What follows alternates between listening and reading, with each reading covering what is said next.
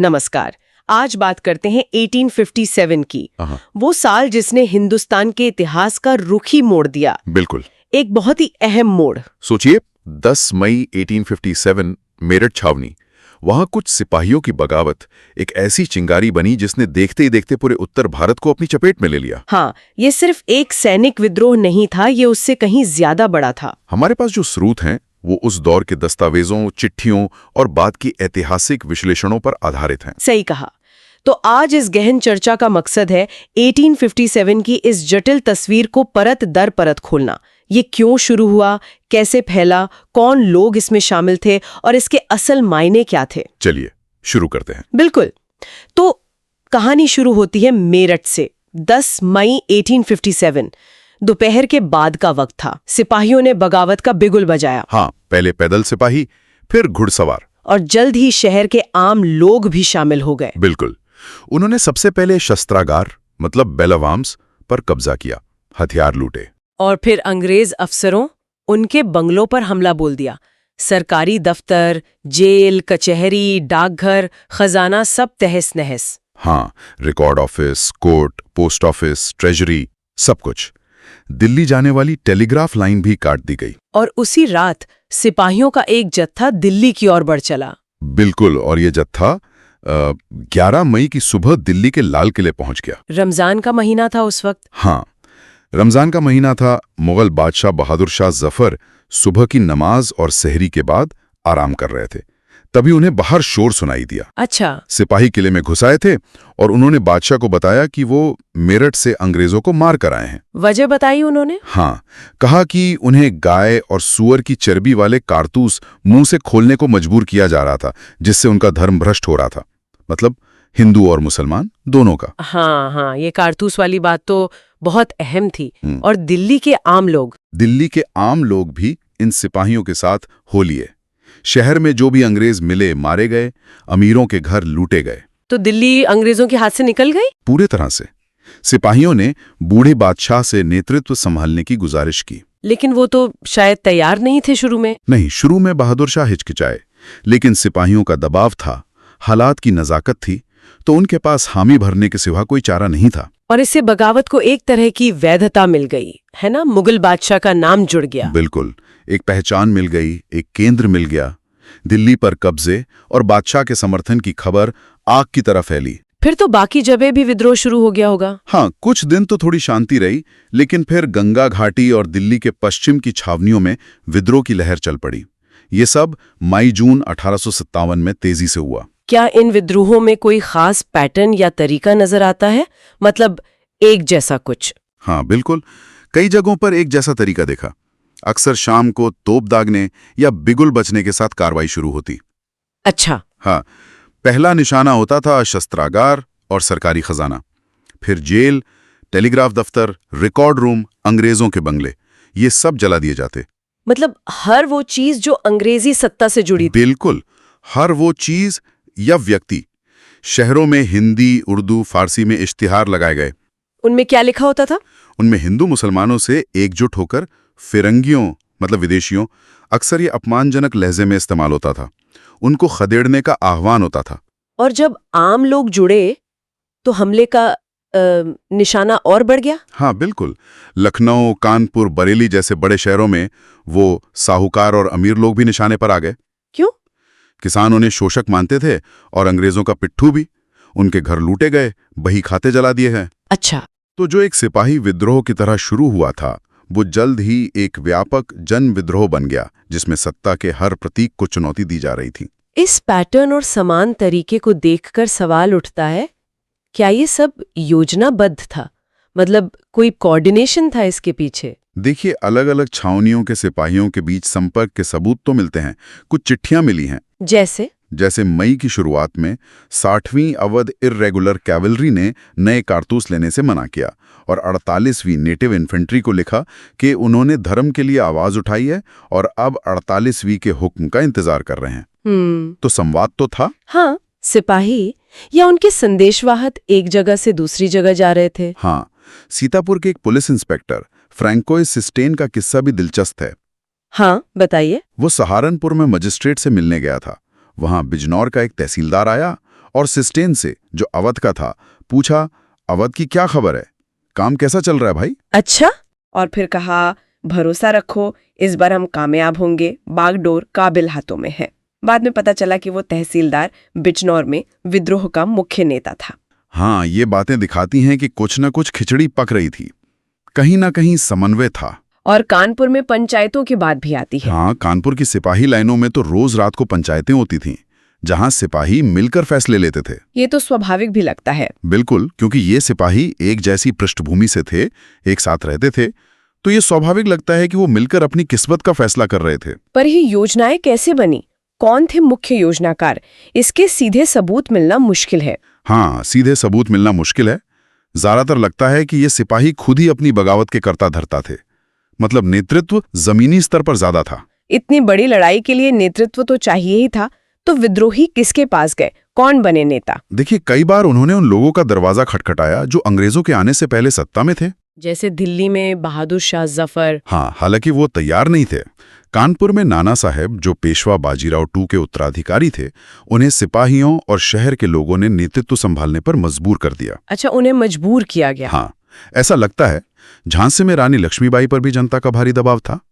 बिहार के आरा में स्थानीय जमींदार कुंवर सिंह नेता बनकर उभरे। और अवध में? हाँ, अवध का मामला तो अलग था। बिल्कुल, वहां नवाब वाजिद अली शाह को हटाने का गम ताजा था, तो लोगों ने उनके बेटे बिरजिस कद्र को अपना नेता घोषित कर दिया। लेकिन नेता सिर्फ राजघरानों से ही नहीं थे, है ना? बिल्कुल नहीं, ये बहुत जरूरी बात है। विद्रोह का संदेश फैलाने में आम लोगों, यहां तक कि महिलाओं और धार्मिक नेताओं का भी बड़ा हाथ था। जैसे मेरठ में एक फकीर हाथी पर घूमता दिखा, जिससे सिपाही अक्सर मिलते थे। लखनऊ में मौलवी अहमदुल्ला शाह थे, जिन्हें लोग डंका शाह कहते थे। डंका शाह क्यों? क्योंकि वो पालकी में चलते थे और उनके आगे ढोल बजता था। उन्होंने अंग्रेजों के खिलाफ जिहाद का नारा दिया। वो काफी प्रभावशाली थे। और शाहमल जैसे लोग भी थे जिनका आपने जिक्र किया। हाँ, शाहमल उत्तर प्रदेश के बड़ौत इलाके के जाट किसानों को उन्होंने संगठित किया। वो रात में गांव-गांव घूमकर लोगों को बगावत के लिए उकसाते थे। और उन्होंने वो अंग्रेज अफसर का बंगला? हाँ, उन्होंने एक अंग्रेज अफसर के बंगले को हॉल ऑफ जस्टिस बना दिया था, जहां वो लोगों के झगड़े सुलझाते थे। मतलब एक समानांतर सत्ता कायम कर ली थी। कमाल है। इसी तरह छोटा नागपुर में गोनू नाम के एक आदिवासी किसान ने कोल आदिवासियों का नेतृत्व किया। तो आप देखिए, नेतृत्व कई स्तरों पर और कई तरह के लोगों के हाथों में था। ये तो साफ है। अच्छा, विद्रोह को भड़काने में अफवाहों और भविष्यवाणियों का भी जिक्र आता है। वो चर्बी वाले कारतूस वाली बात तो काफी अहम थी। हाँ, वो एनफील्ड राइफल के नए कारतूसों को लेकर अफवाह थी कि उन पर गाय और सुअर की चर्बी लगी है। इसकी शुरुआत कहाँ से हुई, कुछ पता है? कहा जाता है कि इसकी शुरुआत दमदम शस्त्रागार में हुई, जब एक नीची जाति के कर्मचारी, एक खलासी ने एक ब्राह्मण सिपाही से पानी मांगा और उसने मना कर दिया। तो उस कर्मचारी ने ताना मारा कि जल्द ही तुम्हारी जाति भी भ्रष्ट होगी, जब तुम्हें ये कारतूस दांत से काटने पड़ेंगे। ये कहानी कितनी सच्ची है कहना मुश्किल है, पर अफवाह जंगल की आग की तरह फैली। सिपाहियों को यकीन हो गया कि यह सच है। और भी अफवाहें थीं। आटे वाली अफवाह का भी जिक्र आता है। हाँ, एक और बड़ी अफवाह थी कि अंग्रेज सरकार ने हिंदू मुसलमानों का धर्म भ्रष्ट करने के लिए बाजार में बिकने वाले आटे में गाय और सुअर की हड्डियों का चूरा मिला दिया है। बाप रे। हाँ, लोगों ने डर के मारे आटा छूना बंद कर दिया। कई जगह सिपाहियों ने आटा लेने से इनकार कर दिया। एक आम डर यह भी था कि अंग्रेज सबको ईसाई बनाना चाहते हैं। और वो प्लासी वाली भविष्यवाणी और चपातियां बांटने की घटना, वो क्या था? वो अंग्रेजी राज खत्म हो जाएगा। अच्छा, मतलब तारीख भी तय थी। हाँ, एक तरह से। और साथ ही उत्तर भारत के गांवों में रात में अजीब तरह से चपातियां बांटी जा रही थी। चपातियां कैसे? एक गांव का चौकीदार रात में आता, दूसरे गांव के चौकीदार को एक चपाती देता और कहता कि 5 और बनाकर अगले गांव में भेज दे। इसका मतलब क्या था? इसका असली मतलब क्या था, ये आज तक रहस्य है, पर लोग इसे किसी आने वाले बड़े बदलाव या उथल-पुथल का संकेत मान रहे थे। माहौल में एक बेचैनी थी। लेकिन सवाल ये है कि लोगों ने इन अफवाहों पर यकीन क्यों किया? क्या ये सिर्फ कोरी अफवाहें थीं या इसके पीछे कोई ठोस वजह थी? बहुत अच्छा सवाल है। यहीं पर हमें थोड़ा पीछे जाकर अंग्रेजों की नीतियों को देखना होगा। ये अफवाहें अचानक पैदा नहीं हुई। मतलब? देखिए, 1820 के दशक से लॉर्ड विलियम बेंटिंग के समय से अंग्रेजों ने पश्चिमी शिक्षा, पश्चिमी विचार लागू करने शुरू किए। उन्होंने सती प्रथा खत्म की, विधवा पुनर्विवाह को कानूनी मान्यता दी। जो ऊपरी तौर पर तो सुधार लगते हैं। हाँ, लगते हैं, पर कई भारतीयों को ये अपनी सामाजिक धार्मिक मान्यताओं में सीधी दखलंदाजी लगी। उन्हें लगा कि अंग्रेज उनकी जीवन शैली बदलना चाहते हैं। और फिर लॉर्ड डलहौजी की नीतियां, उन्होंने तो रियासतों को हड़पने का सिलसिला ही शुरू कर दिया। बिल्कुल, डलहौजी ने कुशासन या गोद लेने की प्रथा न मानने जैसे बहाने बनाकर अवध, झांसी, सतारा जैसी कई रियासतों को हड़प लिया। इससे तो राजा महाराजा और उनके दरबारी नाराज हुए होंगे। बिल्कुल, साथ ही नई प्रशासनिक व्यवस्था, नए कानून, जमीन के नए बंदोबस्त और लगान वसूली के नए और अक्सर ज्यादा सख्त तरीके लागू किए गए। लोगों को लगा कि उनकी जानी पहचानी दुनिया खत्म हो रही है। हाँ बिल्कुल, उनके राजा जा रहे थे, उनके रीति रिवाज बदले जा रहे थे, उनकी जमींदारी छीनी जा रही थी, सब कुछ बदल रहा था। ऊपर से ईसाई मिशनरियों की गतिविधियां, वो स्कूलों और अस्पतालों के जरिए प्रचार कर रहे थे।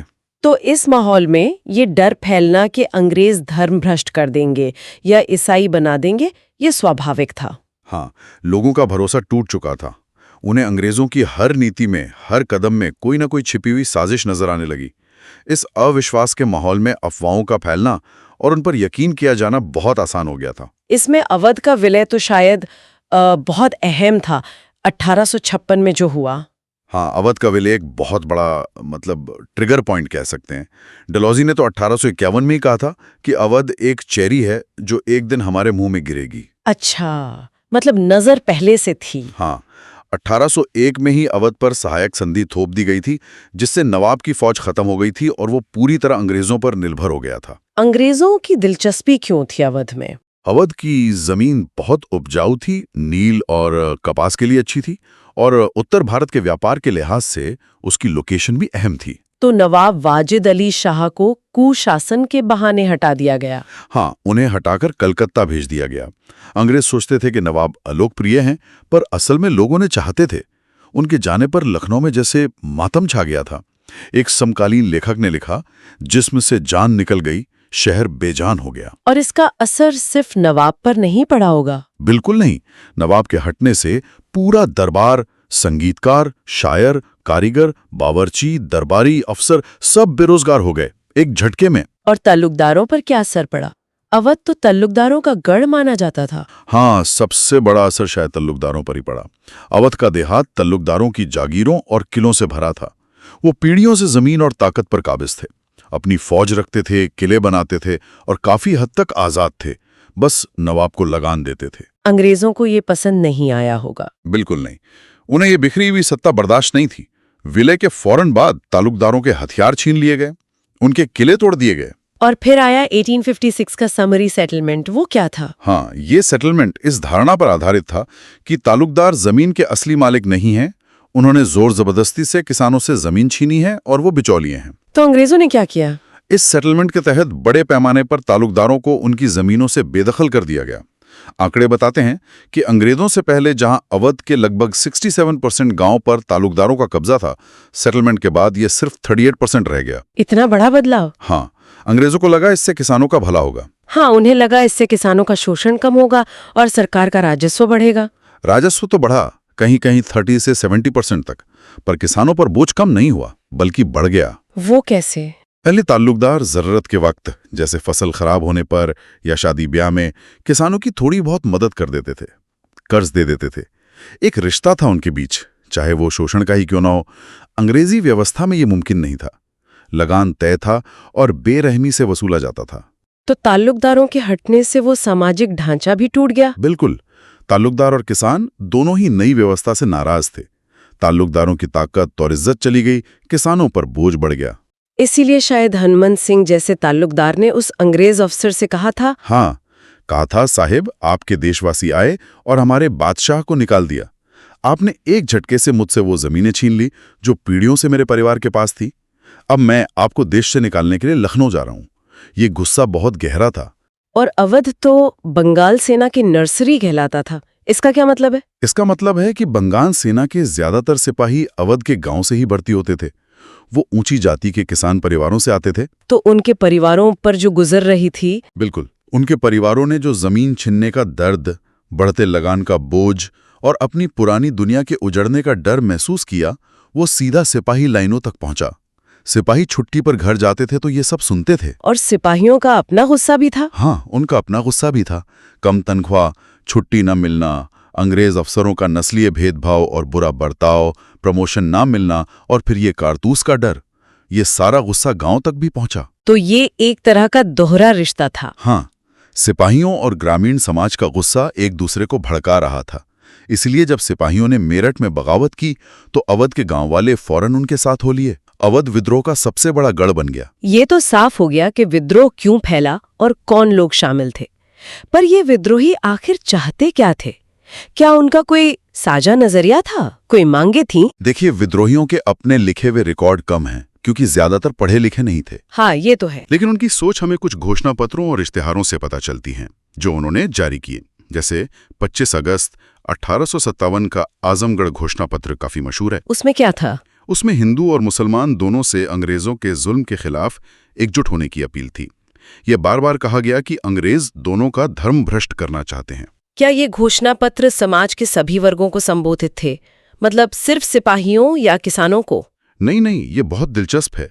इनमें जमींदारों, व्यापारियों, सरकारी नौकरों, कारीगरों, पंडितों, फकीरों सबसे अपील की गई थी। समाज के हर तबके को साथ लाने की कोशिश थी। सबके लिए अलग अलग वादे थे। हाँ, जैसे जमींदारों से वादा था कि बादशाही हुकूमत में लगान हल्का होगा, उनकी इज्जत और जमीनें बहाल होंगी।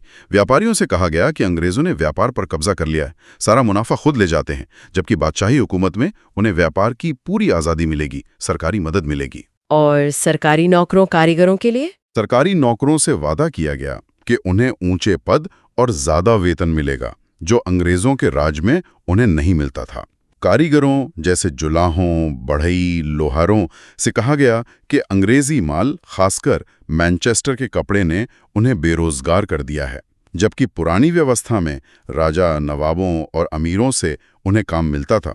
उनकी कला की कद्र थी।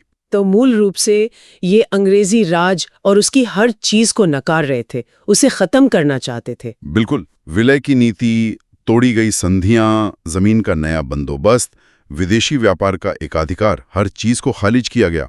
विद्रोही उस पुरानी दुनिया को वापस लाना चाहते थे जो उन्हें जानी पहचानी, अपनी और ज्यादा न्यायपूर्ण लगती थी। वो दुनिया जो अंग्रेजों के आने से पहले थी। हाँ, एक तरह से वो मानते थे कि अंग्रेज उनका धर्म, उनकी जाति, उनकी इज्जत, उनकी पहचान सब मिटा देना चाहते हैं। तो ये सिर्फ राजनीतिक आज़ादी की लड़ाई नहीं थी, ये अपनी सांस्कृतिक और सामाजिक पहचान बचाने की भी लड़ाई थी। कई जगहों पर तो विद्रोह स्थानीय शोषकों के खिलाफ भी हो गया था, जैसे साहूकारों के खिलाफ। हाँ, ये भी हुआ। गांवों में साहूकारों के बही खाते जलाए गए, उनके घर लूटे गए। ये सिर्फ अंग्रेजों के खिलाफ नहीं, बल्कि हर तरह के शोषण और पारंपरिक ऊंच नीच के खिलाफ भी एक उभार था, उसे पलटने की कोशिश थी। और क्या विद्रोहियों ने कोई अपनी सरकार या प्रशासन बनाने की कोशिश की? हाँ, दिल्ली, लखनऊ, कानपुर जैसी जगहों पर जहां विद्रोहियों का कब्जा रहा, उन्होंने कुछ समय के लिए अपनी प्रशासन व्यवस्था भी बनाने की कोशिश की। नियुक्तियां की गईं, लगान वसूलने का इंतजाम किया गया, फौज को तनख्वाह देने की कोशिश हुई। ये व्यवस्था कैसी थी? ये ज्यादातर 18वीं सदी की मुगल दुनिया की प्रशासनिक संरचना पर आधारित थी, लेकिन उसका मुख्य उद्देश्य फिलहाल लड़ाई की जरूरतें पूरी करना था। जाहिर है। अब बात करते हैं अंग्रेजों के दमन की। उन्होंने इस व्यापक विद्रोह को दबाया कैसे? यह आसान तो नहीं रहा होगा। बिल्कुल आसान नहीं था। अंग्रेज शुरू में तो हिल गए थे, लेकिन फिर उन्होंने पूरी ताकत से पलटवार किया। कैसे? पहले तो मई-जून 1857 में कई सख्त कानून पास किए गए। पूरे उत्तर भारत में मार्शल लॉ लगा दिया गया। Martial law? हाँ, मतलब फौजी कानून। इसके तहत फौजी अफसरों और यहां तक कि आम अंग्रेजों को भी अधिकार मिल गया कि वो किसी भी संदिग्ध भारतीय पर मुकदमा चलाकर उसे सजा दे सकते हैं। कोई भी अंग्रेज? हाँ, और सजा सिर्फ एक थी, मौत। कानून और सुनवाई की सामान्य प्रक्रियाएं सब ताक पर रख दी गईं। ये एक तरह से बदला लेने का कानूनी हथियार था। और फौजी कार्रवाई, सेना का इस्तेमाल? हाँ, अंग्रेजों ने ब्रिटेन से नई फौजें मंगवाईं। उन्होंने दिल्ली पर 2 तरफ से हमला किया, कलकत्ता और पंजाब से। पंजाब उस वक्त शांत रहा था और वहां से सिख और पठान सिपाही अंग्रेजों की मदद के लिए आए। दिल्ली वापस जीतने में कितना समय लगा? दिल्ली वापस जीतने में ही उन्हें सितंबर 1857 तक का वक्त लग गया, और इसमें दोनों तरफ भारी लड़ाई हुई, भारी नुकसान हुआ। और बाकी जगहों पर, गंगा के मैदानी इलाकों में? वहां तो उन्हें गांव-गांव लड़ना पड़ा, जमींदार और किसान भी लड़ रहे थे। अवध जैसे इलाकों में एक अंग्रेज अफसर फॉर्सिथ ने अनुमान लगाया था कि 3/4 वयस्क पुरुष आबादी विद्रोह में शामिल थी। 3/4? ये तो बहुत ज्यादा है। हाँ, अवध पर पूरी तरह काबू पाने में मार्च 1858 आ गया। मतलब करीब 2 साल लग गए पूरे विद्रोह को दबाने में। क्या अंग्रेजों ने सिर्फ फौजी ताकत ही इस्तेमाल किया, कोई और तरीका भी अपनाया? नहीं, उन्होंने सिर्फ फौजी ताकत ही नहीं, फूट डालने की नीति भी अपनाई, डिप्लोमेसी भी इस्तेमाल की। कैसे? बड़े जमींदारों और तालुकदारों को उनकी जमीनें वापस देने का लालच दिया गया अगर वो अंग्रेजों का साथ दें। जी। कहा गया कि जो वफादार रहेंगे उन्हें इनाम मिलेगा। और जो विद्रोही थे उनकी जमीनें छीन ली गईं और वफादारों में बांट दी गईं। इससे कुछ तालुकदार विद्रोह से अलग हो गए। और सजाएं? विद्रोहियों के साथ क्या सुलूक किया गया? सजाएं बेहद क्रूर थी। विद्रोहियों को तोपों के मुंह से बांधकर उड़ाया गया, हजारों को सरेआम फांसी दी गई, पेड़ों से लटका दिया गया। ये सरेआम क्यों किया जाता था? मकसद था लोगों में दहशत फैलाना, एक मिसाल कायम करना कि अंग्रेजी राज के खिलाफ जाने का अंजाम क्या होता है। जाहिर है लखनऊ के सिकंदराबाग का जिक्र आता है। हाँ, सिकंदराबाग की लड़ाई बहुत भयानक थी। वहां करीब 2000 से ज्यादा विद्रोही मारे गए थे। बाद में अंग्रेज फोटोग्राफर फेलिस बीटो ने वहां की तस्वीरें ली जिनमें नरकंकाल बिखरे पड़े थे। ये तस्वीरें इसी मकसद से खींची गईं और फैलाई गईं, अंग्रेजी ताकत दिखाने और विद्रोह की निरर्थकता साबित करने के लिए। इस विद्रोह को तस्वीरों और कला में कैसे दिखाया गया? जाहिर है दोनों पक्षों का नजरिया अलग रहा होगा। बिल्कुल अलग। ज्यादातर तस्वीरें और पेंटिंग्स अंग्रेजों ने बनाई या बनवाई, तो उनमें अंग्रेजी नजरिया ही हावी है। किस तरह की तस्वीरें? कुछ में अंग्रेज नायकों को दिखाया गया, जैसे कॉलिन कैम्पबेल या हेनरी हैवलॉक को लखनऊ को विद्रोहियों से बचाते हुए। टॉमस जोन्स बार्कर की पेंटिंग रिलीफ ऑफ लखनऊ बहुत मशहूर हुई। इसमें अंग्रेज फौज को विजयी और विद्रोहियों को हारा हुआ बिखरावा दिखाया गया है। और अंग्रेज महिलाओं और बच्चों को लेकर भी तस्वीरें बनी। हाँ, ये एक बड़ा थीम था। कई तस्वीरों में अंग्रेज महिलाओं और बच्चों को बेबस, मासूम और डरावा दिखाया गया, जैसे वो विद्रोहियों की हिंसा का शिकार होने वाले हों। जोसेफ नोएल पैटर्न की इन मेमोरियम ऐसी ही एक पेंटिंग है। इसका मकसद था ब्रिटेन में लोगों में गुस्सा और सहानुभूति जगाना। कुछ तस्वीरों में महिलाओं को लड़ते हुए भी दिखाया गया है। मिस व्हीलर का नाम आता है? हाँ, एक तस्वीर में मिस व्हीलर को कानपुर में अकेले विद्रोहियों से लड़ते हुए दिखाया गया है। ये अंग्रेज महिलाओं की वीरता दिखाने के लिए था। और बदले की भावना वाली तस्वीरें भी थीं। हाँ, कई तस्वीरों और खासकर पंच मैगजीन के कार्टूनों में बदला लेने का भाव साफ झलकता है। एक मशहूर कार्टून है जस्टिस, जिसमें एक देवी जैसी आकृति विद्रोही सिपाहियों को कुचल रही है। एक और कार्टून है ब्रिटिश शेर का बंगाल टाइगर पर बदला। और सजाओं की तस्वीरें? हाँ, क्रूर सजाओं की तस्वीरें, तोप से उड़ाना, फांसी देना, ये भी खूब फैलाई गईं। एक तरह से ये चेतावनियां थीं। जब गवर्नर जनरल कैनिंग ने थोड़ी नरमी बरतने की बात की तो ब्रिटिश प्रेस में उनका बहुत मजाक उड़ाया गया। उन्हें क्लेमेंसी कैनिंग, दयालु कैनिंग कहकर चढ़ाया गया। एक कार्टून में उन्हें एक भले बूढ़े के रूप में दिखाया गया जो एक विद्रोही सिपाही के सिर पर हाथ फेर रहा है, जबकि उस सिपाही के हाथ में खून से सनी तलवार है। मतलब नरमी को कमजोरी समझा जा रहा था। और भारतीय नजरिए से भारत में इसे कैसे याद किया गया? भारत में, खासकर 20वीं सदी में जब राष्ट्रवादी आंदोलन तेज हुआ, तो 1857 को बिल्कुल अलग तरह से देखा गया। इसे पहले स्वतंत्रता संग्राम के रूप में मनाया जाने लगा। हाँ, ये शब्द तो हम सुन के। कला और साहित्य ने इसकी यादों को जिंदा रखा। विद्रोह के नेताओं को नायकों और शहीदों की तरह पेश किया गया। रानी लक्ष्मीबाई का जिक्र तो बहुत होता है। बिल्कुल, रानी लक्ष्मीबाई एक राष्ट्रीय वीरांगना बन गईं। उन्हें बहादुरी और देशभक्ति का प्रतीक माना गया। सुभद्रा कुमारी चौहान की कविता खूब लड़ी मर्दानी वो तो झांसी वाली रानी थी, घर घर में गूंजी। उनकी तस्वीरें भी अलग होंगी। हाँ, भारतीय तस्वीरों में उन्हें अक्सर मर्दानी पोशाक में, कवच पहने, तलवार लिए, घोड़े पर सवार दिखाया जाता है, अन्याय और विदेशी शासन के खिलाफ लड़ने वाली एक योद्धा के रूप में। तो हमने देखा कि 1857 का विद्रोह कितना बहुआयामी और जटिल था। ये सिर्फ सिपाहियों का गुस्सा नहीं था। बिल्कुल नहीं। इसमें किसान, तालुकदार, कारीगर, धार्मिक नेता, आम लोग सब शामिल थे और सबके अपने अपने कारण थे, अपने अपने हित थे। हाँ, और ये उस गहरे डर और अविश्वास का नतीजा था कि अंग्रेज उनकी सदियों पुरानी दुनिया, उनके धर्म, उनकी संस्कृति, उनकी पहचान को मिटा देना चाहते हैं। और अंग्रेजों ने इसे उतनी ही क्रूरता से दबाया। हाँ, दमन बहुत क्रूर था। और इस घटना की यादें और तस्वीरें दोनों पक्षों ने अपने अपने नजरिए से गढ़ी और इस्तेमाल की। एक तरफ अंग्रेजी वीरता और बर्बर विद्रोही, दूसरी तरफ स्वतंत्रता सेनानी और जालिम हुकूमत। ये छवियां सिर्फ भावनाओं को दर्शाती नहीं थीं, बल्कि उन्होंने भावनाओं को गढ़ा भी है ना? बिल्कुल, उन्होंने पीढ़ियों तक लोगों की सोच को प्रभावित किया। और अब जाते जाते एक सवाल सोचने के लिए छोड़ जाते हैं। हाँ। सोचिए, अगर उन सिपाहियों, किसानों, कारीगरों, उन आम विद्रोहियों के पास अपनी कहानी, अपना पक्ष रखने के लिए ज्यादा दस्तावेज और रिकॉर्ड होते, अगर उनकी आवाज हम तक सीधे पहुंच पाती तो आज हम 1857 को किस तरह से याद करते? क्या हमारी समझ कुछ अलग होती? इस पर जरूर गौर कीजिएगा। नमस्कार। नमस्कार।